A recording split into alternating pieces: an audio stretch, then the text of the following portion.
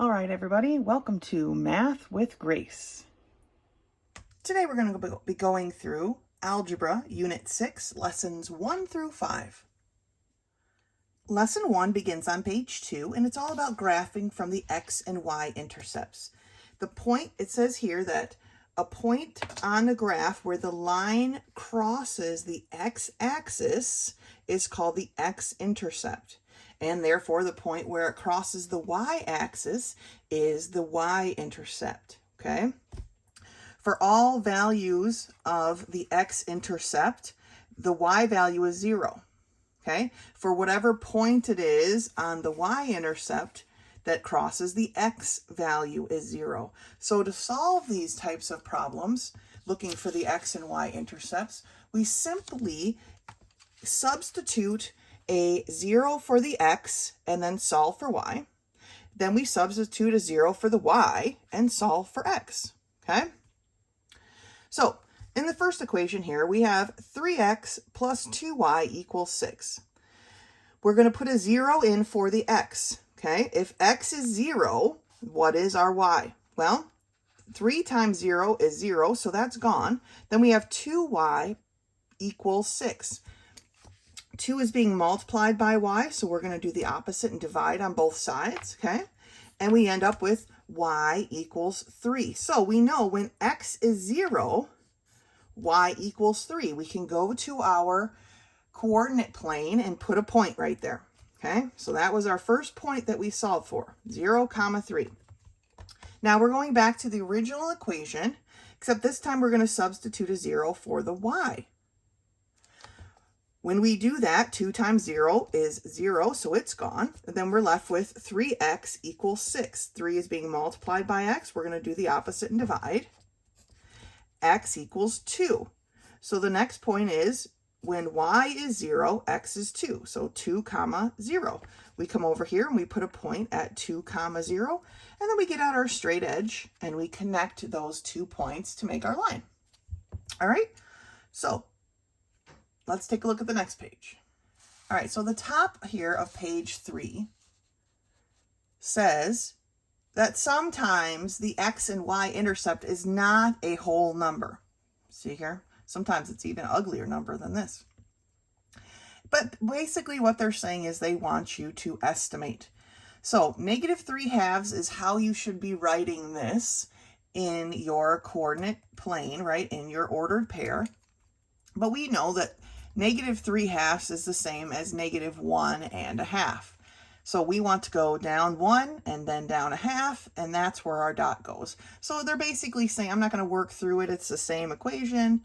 Well, not the same equation. It's close. But we're not going to work through it together. It's just, they're just saying estimate. Give it your best guess, okay? But the one down here, I do want to look at the next example on page 3. Because that talks about what if there isn't a constant number, like this one has a constant here. Well, what if there isn't a constant number?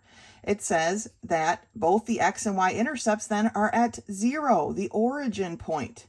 Okay, so your line is going to pass through the origin. So that's where your first dot goes in an equation like this, 2y equals 3x. Or if it was written as 2y minus 3x equals 0. Okay. The 0 is where we're starting, right there in the origin point. And then they solved 2y equals 3x. 2 is being multiplied by y. They did the opposite and divided.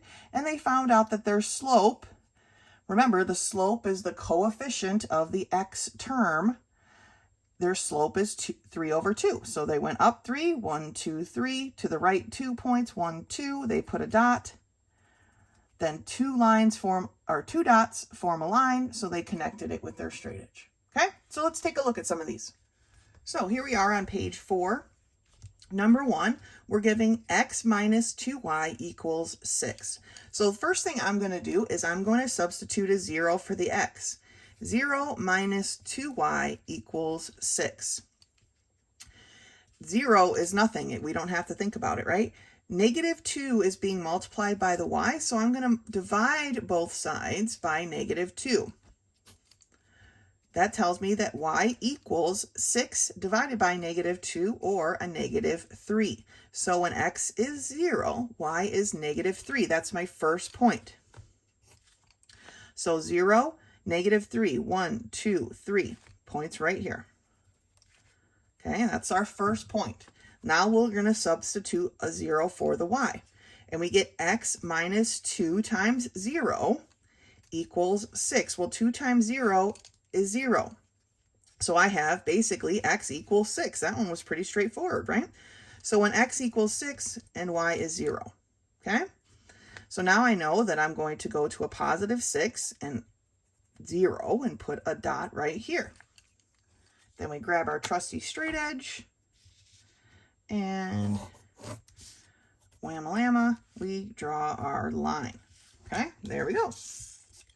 Let's take a look at number 2. Number 2, we have 9x plus 4y equals -18. Again, I'm going to start by putting in a 0 for the x. So 9 times 0 plus 4y equals -18. Do you see a pattern here? Basically, by substituting the 0, we're just dropping whatever that term is. This whole term is gone. So I'm left with 4y equals -18.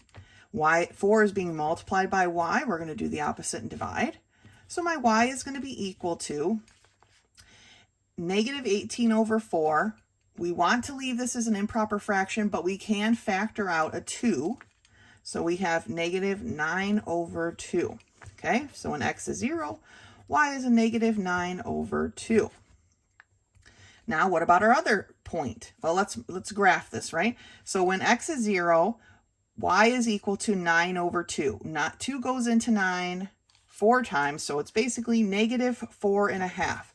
So we're going to come down here 1, 2, 3, 4 points, and then half a point. And we're just going to do our best estimate, okay? Now let's solve the other way. 9x plus 4 times 0 equals -18. Okay, well, 4 times 0 is nothing. 9 is being multiplied by x. We're going to do the opposite and divide. And we're left with x is equal to -18 divided by 9, or -2. So the point is -2, 0. So we go to our coordinate plane. -2 is this way. The 0 means we're on the line. So there we go. There's our point. Oops. We get out our ruler and we connect the dots.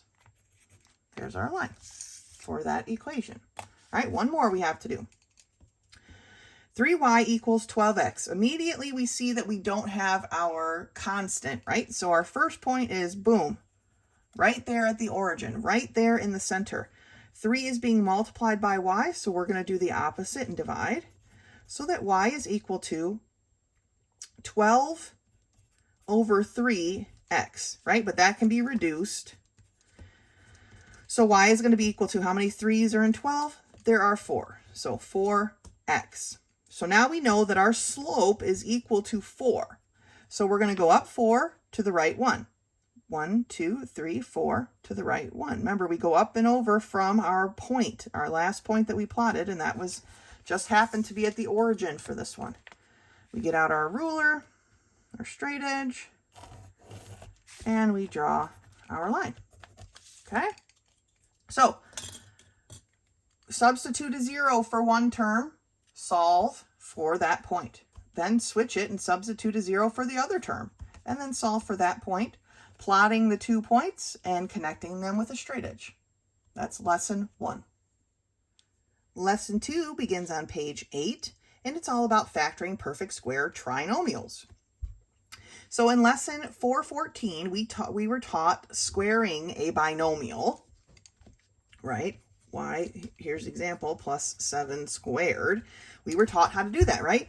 We did the square, double square. Square, we would square the y to get y squared. We would multiply y times 7 and then double it, got 14y, and then we would square the last term, right? That's the square, double square method. Well, we can undo that method and go from this back to this. That's what we're learning today. So perfect square trinomials, trinomial being this, 3 terms, right, have the following 2 characteristics. First, and last terms of the trinomial are perfect squares. Y squared is a perfect square. The square root of y squared is y. 49 is a perfect square. The square root of 49 is 7. Then the second one reads that the middle term is equal to the square root of each of the outer terms, like we just did, multiplied together, then doubled, right? We're doing the opposite here. So we multiplied the y that we got and the 7 to get 7y times 2 is 14y. Yes, that is what it is. So we can write it as y plus 7, the quantity squared, okay? So it says they can be factored into identical binomials and written as a binomial squared. So let's take a look at a couple of these examples. Example 1, they want us to factor this trinomial. Well, first we have to look, and I'm going to kind of do it off to the side because I like to do it my own way. And let's see here. So we have x squared minus 16x plus 64. Is x squared a perfect square? Yes, right? It's x times x. Well, what about 64? It's a perfect square because it's 8 times 8. Then I like to look at it this way. Is 8 times x times 2 16? Don't worry about the negative sign for right now. So x times 2 times 8, 2 basically 2 times 8, is that 16? Yes. So this is a perfect square. So we write x, and then because this part is negative, it's going to be minus 8, the quantity squared. Okay? If there's a negative sign right here, there has to be a negative sign in your answer. So let's take a look at the next example because it's got a positive. So we'll take a look at how that works. So I've got, I don't really like I said, the way they break it down so much. I mean, it's pretty much the same, but this method to me works pretty nice. So is 4b squared a perfect square? Well, it is because it's 2b times 2b. Okay. Is 9 a perfect square? Yeah, it's 3 times 3. Okay. We circle these here and I drop a 2 in between. 2 times 2 is 4, times 2 is 12. So this is a perfect square. So we take our 2b. This is a positive sign, so we put a plus here, and then we put our 3. Okay, that's how we choose what's in. This and this drop down. The 2b and the 3 are the ones that come down in our final answer. Squared. Don't forget the squared. Okay? Good job. The last example over here on page 9 is basically saying that not all of these work out. Okay, we've got the steps up here, but they're saying this one here says not all of them work out. Please make sure you're checking it. And if it doesn't work out, then you write not a perfect square. Okay, so let's take a look at these problems. Number 1, x squared minus 6x plus 9. So x squared is x times x. Good, perfect square. 9 is 3 times 3, perfect square. If I circle these and put a 2 here, is 2 times 3, 6? Yes. So this one works out. I have an x. This is a negative sign, so I need to put a negative here. Then my 3 and the quantity squared. Okay? That's it. These are pretty, once you get the hang of it, these are pretty quick problems to do. Number 2, x squared plus 15x plus 49. Okay, well, x squared is x times x. 49 is 7 times 7. These are the two that I want. Times 2 is 2 times 7, 15? No, right? So this is not a perfect square. Naps. All right? Naps. Okay. Number 3, x squared minus 2x plus 1. All right, well, x squared is x times x. 1 is a perfect square because it's 1 times 1, okay? That one kind of throws people off sometimes, but it's just 1 times 1. So is 2 times 1 2? Yeah. So we have x, this is a negative sign, so we need to bring that down, minus 1, the quantity squared. Our perfect square is x minus 1, the quantity squared. Number 4. 4x squared minus 4x plus 1. All right. 4x squared is a perfect square. It's 2x times 2x. 1 we just talked about is a perfect square. 1 times 1. Drop my 2 in the middle. Is 2 times 2 4? Yeah. So we've got 2x. There's a negative sign here, so we've got to include it. Minus 1, the quantity squared. All right. These are a lot of steps up here. This way seems to be pretty quick. Okay. Let's look at this one. X squared plus 6x plus 9. X squared is x times x. 9 is 3 times 3. If we pair these up and we drop a 2 in, it's 2 times 3, 6. Yes. So we have x. This is a plus sign, so we drop our plus. 3 squared. All right. What about over here? Well, x squared minus 8x plus 25. X squared is x times x. 25 is 5 times 5. So far, so good. Is 2 times 5, 8? No. So this is a naps, not a perfect square with an exclamation point. Okay. So first term has to be a perfect square. Second term has to be a perfect square. 2 times basically the second term, although sometimes the first, like, okay, so just the whole thing times 2. The first term times the second term times 2. Does that equal this middle term? If it does, then you have a perfect square. If it doesn't, then you have not a perfect square, or you got naps. Okay? Review the steps up here if you need to. There's a nice little box. That's lesson 2. Lesson 3 begins on page 12, and it's systems of linear equations. And this one's going to kind of just like fold right over into lesson 4. But let's take a look at what this says first. So it says many different sets of values for x and y can be found to satisfy a single linear equation, right? We've done a lot of these. Remember when we first started with making our little chart here? Making our little chart, we would solve for 3 points. But with a line, there's an infinite number of points because they just keep going on and on forever. Amen. That's what a line does. But when we have 2 equations or a system of equations, typically there's usually only 1 point, but we have 3 basic setups for systems of equations, okay? So let's take a look at these. There is a dependent system of equations where basically they are the exact same line. We've got 2 equations, but they are the exact same line. That is called a dependent system of equations, okay? We can have an inconsistent system of equations, and these, they have the exact same slope, 2 here, 2 here, so they are parallel. They'll never ever cross each other. They never ever have a number or a point in common, so they're called inconsistent. The ones we work with most often are here, consistent, and these consistent ones cross somewhere. They intersect at 1 point. So there is one and only 1 point when it comes to these consistent ones that is an answer for both lines. So at this 1 point, that point, -1, 2, is a solution for both lines. But we know that lines go straight and do not bend or swerve, so there will ever only be 1 possible point in this situation, okay? Consistent. So you're going to want to know the difference between dependent, inconsistent, and consistent, because that's what they're going to ask us up ahead here.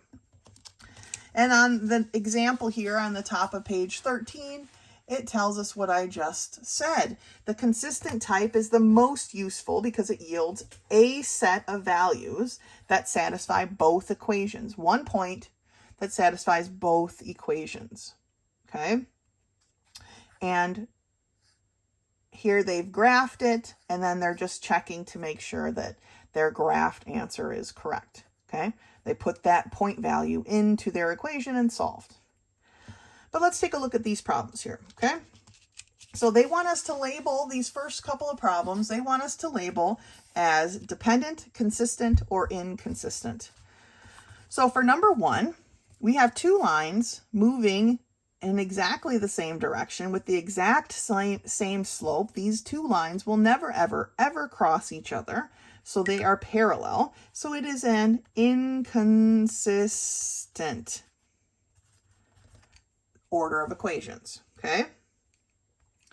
For number 2, these lines cross at 1 and 1 point only. Now this point isn't really figure-outable, if that's a word, from this graph because it's kind of in the middle of a box. But they only cross at that 1 point. Because they only cross at that 1 point, we have this one here, consistent. Okay? And here we have, again, two lines. They intersect at 1 point and 1 point only, so these as well are consistent. Okay? Now, they want us to graph these lines here and then decide whether they're dependent, inconsistent, or consistent. So let's get started. Graphing this one first.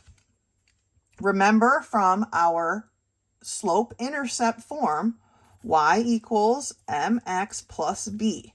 B is my y-intercept, okay, and the m is the slope. All right, we should all be very comfortable with this right now. So 3 is my b, okay? Therefore, it's my y-intercept. So I'm going to intercept the y-axis at point 3, which is 1, 2, 3 right here. That's where I'm starting with my graph. My slope then is the number, the coefficient of the x term, or 2. So I'm going to go up 2 over 1. Just like that. Grab our straight edge. We only need 1 point. You could continue to graph, you know, up 2 over 1 if you wanted, and put a couple of dots on here, but they aren't necessary. So we're going to connect our dots and make our line. And I usually like draw an arrow. That's that line. This equation made this line. So the next equation here is y equals 2x minus 4. Again, our b is this minus 4. So I'm going to start at the origin point, and I'm going to go down 4 points. 1, 2, 3, 4. Put my first dot. My slope, again, for this one is 2x. So immediately you should be thinking, oh, they have the same slope. How is this going to work? I'll go up 2 over 1, put a dot. Having the same slope is a characteristic of one of our types of of systems of equations. And that one is this here, right? These are inconsistent. Right? They will never, ever cross each other because they have the same slope. They're going in the same direction, both ways, either way, forever and ever, amen. Okay? So, number 4 done. Let's look at number 5. Y equals negative x plus 8. Okay, so plus 8 is my b. I'm going to go to the origin and count up 8. 1, 2, 3, 4, 5, 6, 7, 8. There's my first dot. Now, what's my slope? Well, my slope, it just has a negative, but that means it's a negative 1. So I'm going to go down 1 over 1. Down 1 over 1. I only did 2 dots there because when they're really close, I want to make sure I go the right direction. Okay, so this is this line here. All right, so the next one is y equals negative 8/5 x plus 8. Again, we have this plus 8. We've already got a dot there, so we're great. I'm pretty sure that's the spot that they're going to intersect, right? Because it's already there. But the slope for this one is negative 8 over 5. So we're going to count down to 8, which takes us right back to the origin point, and then we're going to go to the right 5. 1, 2, 3, 4, 5. That's our next dot. Okay, I'm going to put it there. And we're going to connect these dots. Okay, so then this line is this line. Okay? So they cross each other at one and only 1 point, so this is consistent. Okay, that's all we're solving for, dependent, inconsistent, or consistent. We're graphing them to take a look at how they look. There's one more on the next page, so let's flip over there. Okay, for number 6, we start off with x plus 2y equals 2 and 2x plus 4y equals 4. We can't use either one of these equations in the way that they're set up for our slope-intercept form because we need it in the form of y equals mx plus b. So I need to solve both of these for y. So I'm going to start here. X plus 2y equals 2. I'm going to subtract an x from both sides, and I have 2y equals negative x plus 2. 2 is being multiplied by y, so I'm going to do the opposite and divide. Remember, we want to divide every term. So I'm left with y is equal to, I'm going to make this 1/2 fraction. Don't forget your negative sign. X plus 2 over 2 is 1, so plus 1. Let's go ahead and solve the other one. 2x plus 4y equals 4. I'm going to subtract a 2x from both sides. And I'm left with 4y equals negative 2x plus 4. 4 is being multiplied by y. We're going to do the opposite and divide. Y is going to be equal to negative 2 over 4 can be reduced to a negative 1/2 x. 4 over 4 is a 1. What can we see here with these equations? They literally are exactly the same, right? Negative y equals negative 1/2 x plus 1. Y equals negative 1/2 x plus 1. So they are dependent. I'm not even going to bother graphing it because they're literally the exact same line, okay? They will have every single point in common because they are the exact same line, okay? So here you can see two equations. They started out looking very different, but once we reduce them and solve them for y, we put them in slope-intercept form, we see they're exactly the same, okay? So that one is dependent. They have all of their points in common. All right, so if you ever see an equation in this form and you're trying to graph it, we've got to solve it for the slope-intercept form, basically solve for y, and then you can graph it. All right, that's lesson 3. Lesson 4 begins on page 19. And like I said earlier, it's just a continuation of lesson 3. We're just going the next step in solving systems of equation, this time by substitution. Last time we graphed them and we just kind of looked at how they interacted with each other. This time we're not so much going to graph them, we're going to actually solve by substitution and figure out what point exactly that they match at or they intersect at, okay? So in figure 1, there is an intersection, but the exact coordinates of the point are unclear. Look, it's like in the middle of a box somewhere. It's not on a corner, perfect, where we can just be like, oh yeah, that's the exact point.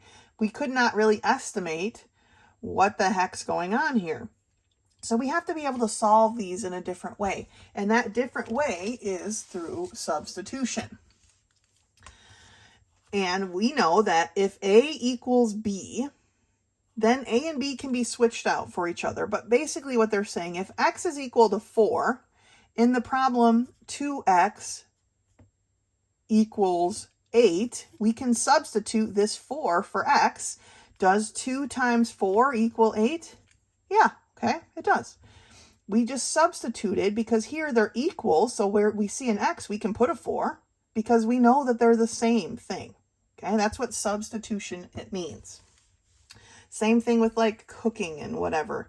You can substitute margarine for butter. They're not exactly the same, but they will work the same in the recipe. Okay, there's a lot of substituting in cooking. Sometimes people don't like certain ingredients.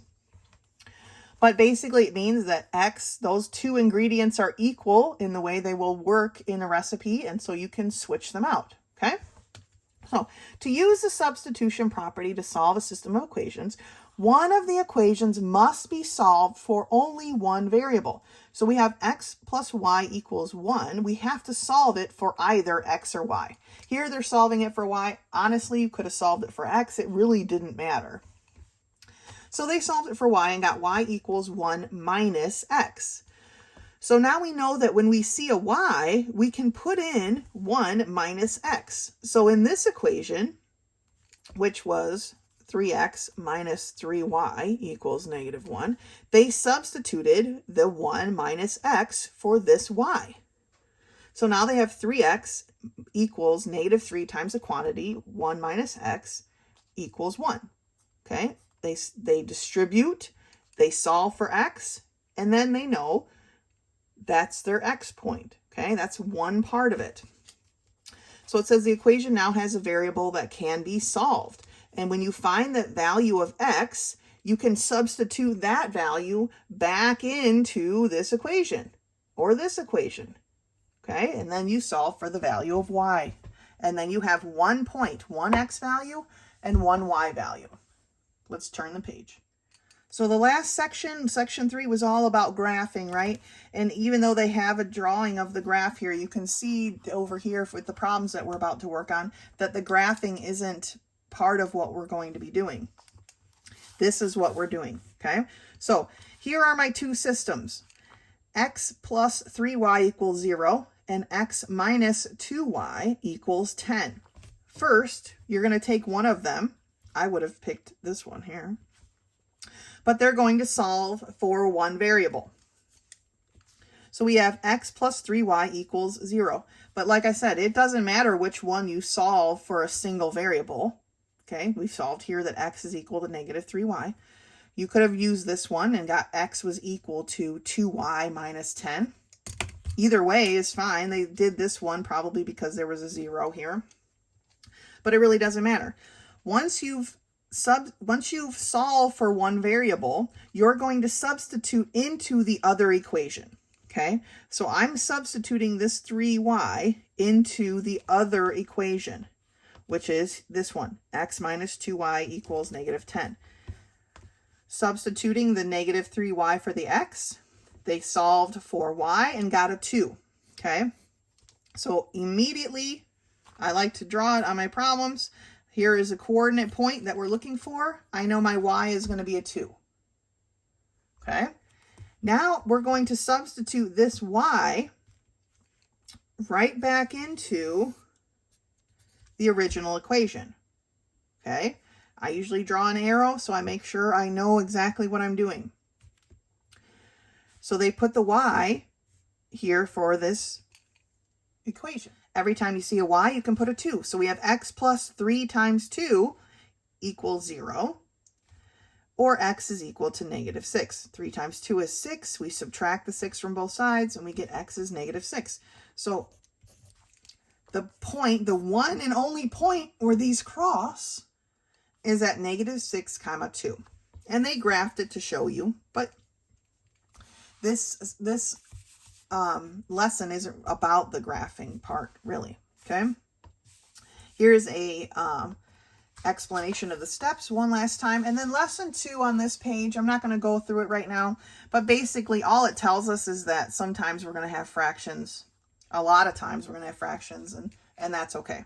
All right, we want to leave our answers as improper fractions though, because that's how we write these types of equations. So let's do some of these problems. Not really sure if this is going to be enough space, so let's give one a try and see if we have enough room here. Please remember, if you're using scratch paper on your quizzes or tests, that you turn that into me with your work so I can look at it. All right. So here's what we have. We have x minus y equals 1 and x plus y equals 5. I'm going to actually solve this top equation for x because it will give me all positive numbers, right? If I add y to both sides, I end up with x is equal to y plus 1. Now I can substitute this in to this equation here. I'm going to draw a lot of arrows for these problems. It's just how I solve them. Makes it easy. So when I see this x, I'm going to write y plus 1 plus y equals 5. Okay, I basically rewrote the equation, but I substituted y plus 1 for this x. Now, these parentheses don't really have any value in this equation, so we're just going to add our two y's. Y plus y is 2y plus 1 equals 5. I'm going to subtract a 1 from both sides. 2y is going to be equal to 4. 2 is being multiplied by y. We're going to do the opposite and divide. And we end up with y is equal to 4 divided by 2, or 2. Okay? We're not done yet. Here's our coordinate point. We have our 2. We have our y value. Now this number is going to go all the way back up to here. So yeah, maybe this is not enough space. I'll get a fresh piece of paper for these other ones.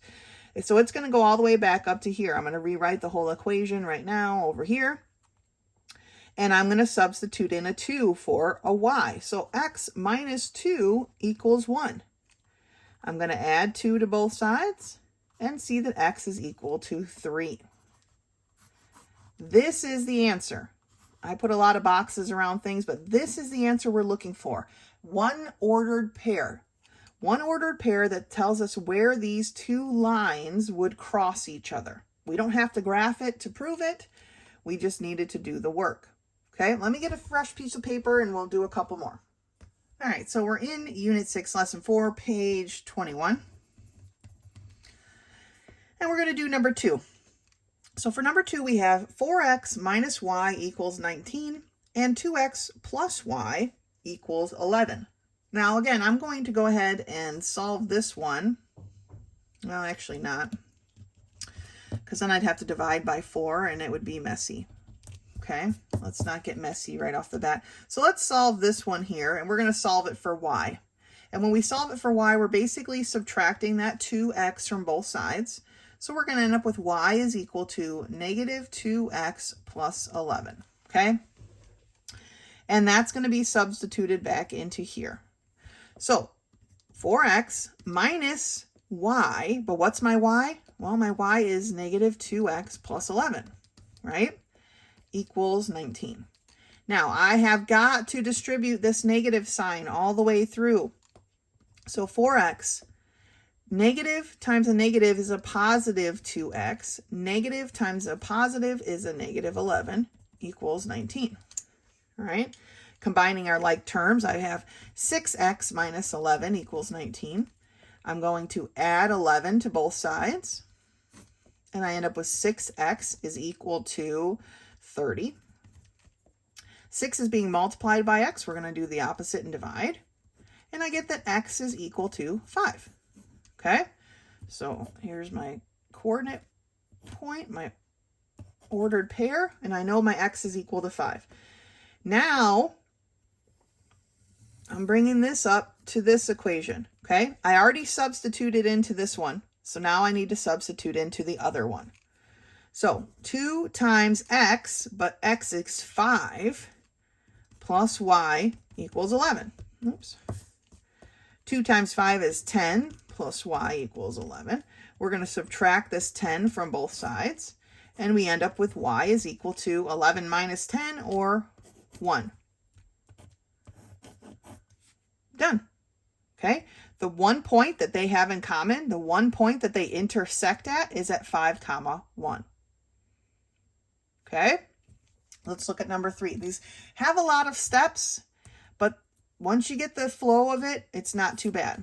So for number 3, we have x minus 2y equals negative 7, and we have 3x minus y equals 9. I'm going to solve the top term for x. I just have to add a 2y to both sides. So x is going to be equal to 2y minus 7. Okay, now that I've solved for x, I'm substituting back into here. You see how the arrows flow? Okay, it kind of just goes all the way around. So I have 3 times x, but x is equal to 2y minus 7 minus y equals 9. I have to distribute, so 3 times 2y is 6y. 3 times a negative 7 is a negative 21 minus y equals 9. Combining our like terms, we have 6y minus y. So we end up with 5y's minus 21 equals 9. I'm going to add 21 to both sides. So we have 5, oh, not x, silly me. 5y is equal to 30. 5 is being multiplied by y. We're going to do the opposite and divide. And we have y is equal to 6. Okay, we've got one part of our ordered pair. The y is going to come back up to this one. Whichever one you changed over originally, that's the one that you're now substituting into.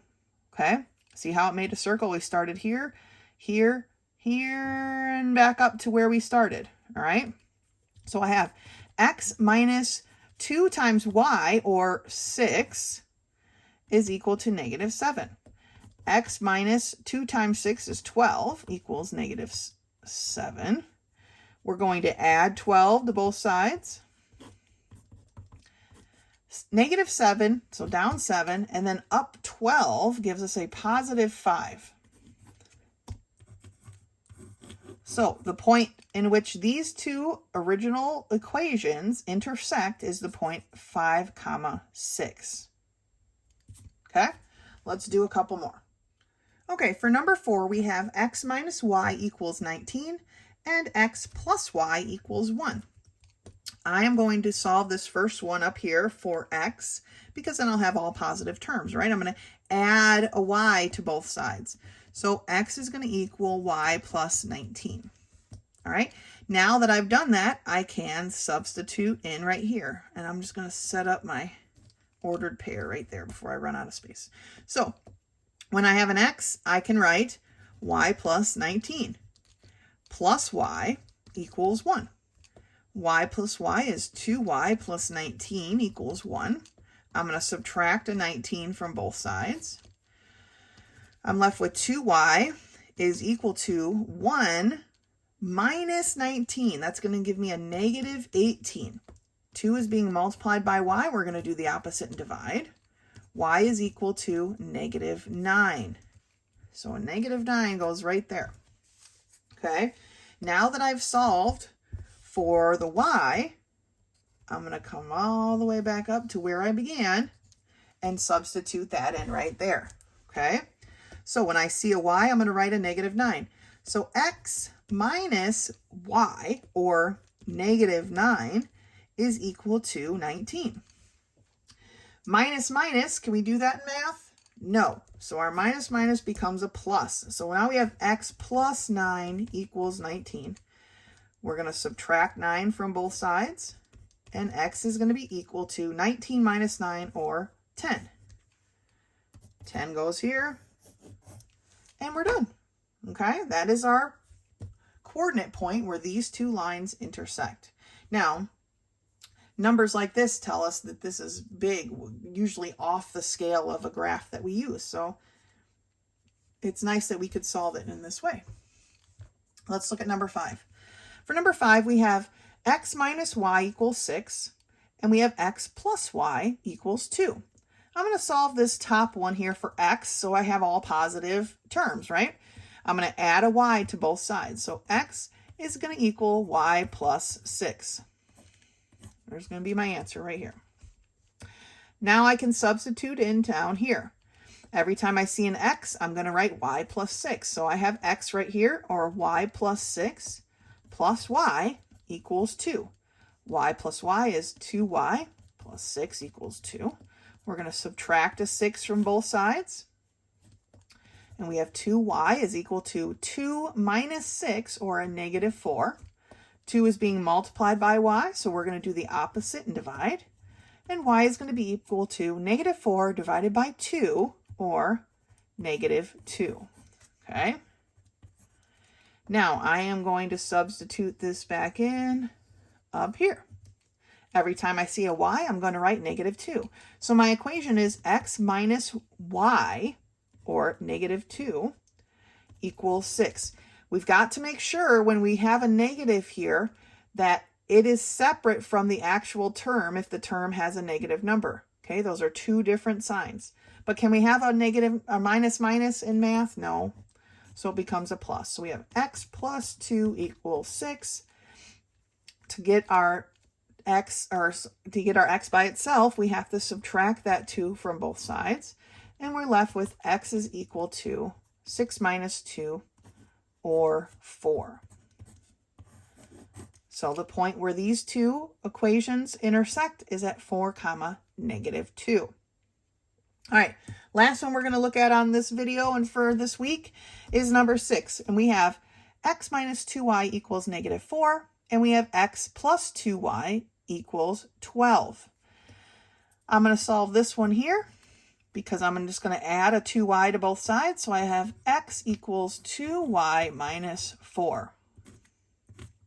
Okay, I'm going to substitute that into this equation. When I see an x, I'm going to write 2y minus 4. So my equation is x, or 2y minus 4, plus 2y equals 12.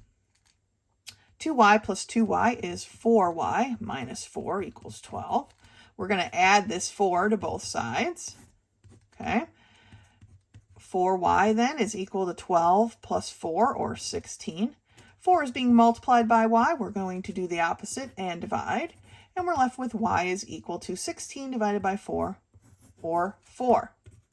That's our first number. All the way up here, substituting it into this equation. When we see a y, we're going to write 4. So x minus 2 times y, or 2 times 4, is equal to -4.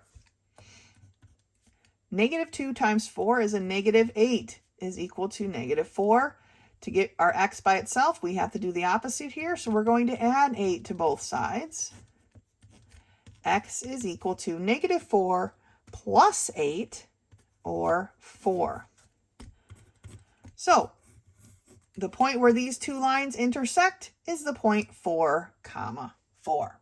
Okay, so reviewing the steps, we take a look at the equations we're given and we pick one. It really doesn't matter. And we solve for one of the variables. These I just happen to be solving for x every time. You could have easily solved for y if you wanted to. You could have used a different equation to start your problem. That doesn't matter. You will come up with the same answer, or you should anyway. But we took one of the equations and we solved it for one of the variables. We were then able to substitute that into the other equation, and we solved for whatever variable was left. Then we went back and substituted that variable back into that first equation, and we solved for the other variable, and then that became our ordered pair. Okay? So these problems take up a little bit more space. Maybe you don't have quite enough room in the lesson, but please make sure you include on your quizzes and tests that you turn in, you include your scratch paper, because I want to see what you're doing. Lesson 5, as always, is a quiz. And so that will be due Friday. All right? If you have any questions, you can text me or you can visit me in my office hours. Otherwise, until next time.